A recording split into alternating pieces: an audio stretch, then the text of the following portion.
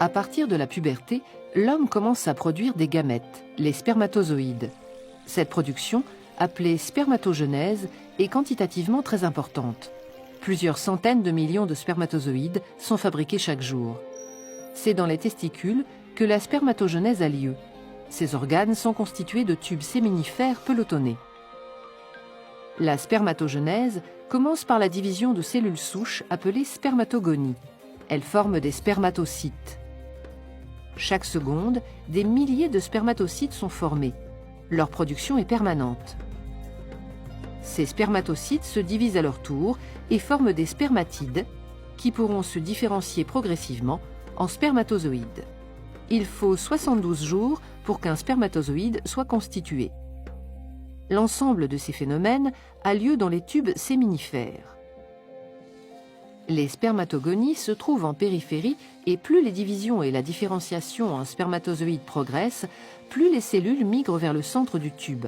Lorsque les spermatozoïdes sont formés, ils se détachent de la paroi interne du tube et sont expulsés vers l'épididyme par des contractions du testicule où ils seront stockés. Une hormone sécrétée dans le sang par certaines cellules du testicule, les cellules de Leydig, est indispensable pour que la spermatogenèse se déroule dans les tubes séminifères. Cette hormone, appelée testostérone, est libérée dans le sang à concentration globalement constante. La sécrétion de testostérone par les cellules de Leydig est contrôlée par le cerveau, en particulier par le complexe hypothalamo-hypophysaire. Situé à la base du cerveau, il comporte l'hypothalamus et l'hypophyse.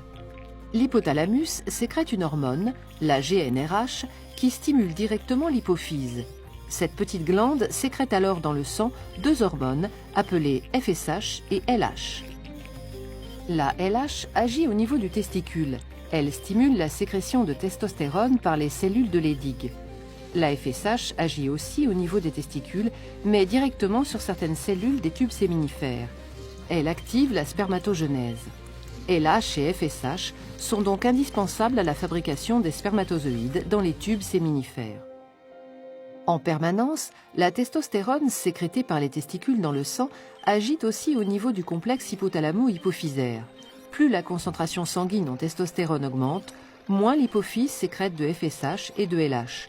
Au contraire, si la concentration en testostérone diminue, l'hypophyse sécrète une quantité accrue de LH et de FSH. Ce phénomène est qualifié de rétrocontrôle négatif exercé par le testicule sur le complexe hypothalamo-hypophysaire.